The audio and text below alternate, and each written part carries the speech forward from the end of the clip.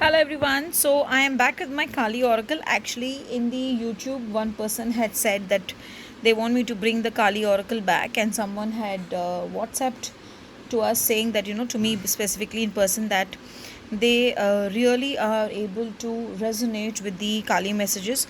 So those who keep following me every day, if you are also resonating, leave in a message or leave in a comment, and I shall bring in more of what resonates the most with people who are following me or who are following the readings, to be very precise, on a day-to-day basis. So let's see with the Kali cards what is in store for you all today. The first card, Dakshina. This card comes when you are starting your day or the week with fear, saying that what shall we do? Will it go well? Will everything fall in my favor? So usually when Dakshina comes, it says that fear can undermine our confidence, our trust. So the Dakshina Kali says conquer the fear. When we say conquering the fear, align your mind. So today, work on your mind, work on your maybe heart chakra, because the fear basically gets stuck in the solar plexus and in the heart chakra.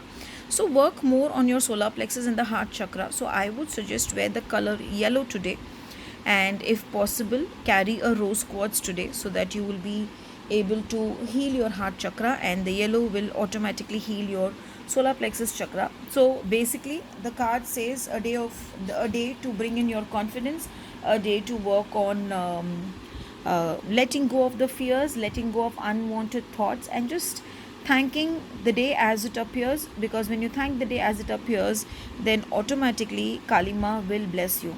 Maybe look at this picture and say, "Oh Dakshina Kalima, I bow to you.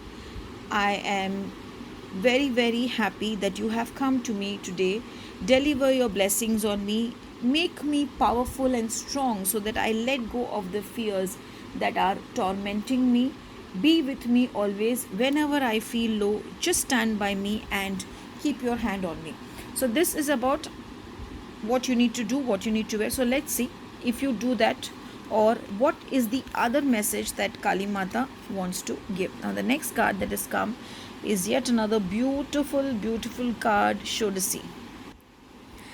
When I see Shodasi, I remember during the Dashamahavidya class which I was teaching, I was talking to people about this beautiful Lalita Tripura Sundari, who is more like attraction, and she gives us whatever we want. Basically, she makes us magnetic. So when we connect with her, she is a person who will help us in becoming more attractive. That is, we manifest our desires, we get what we want.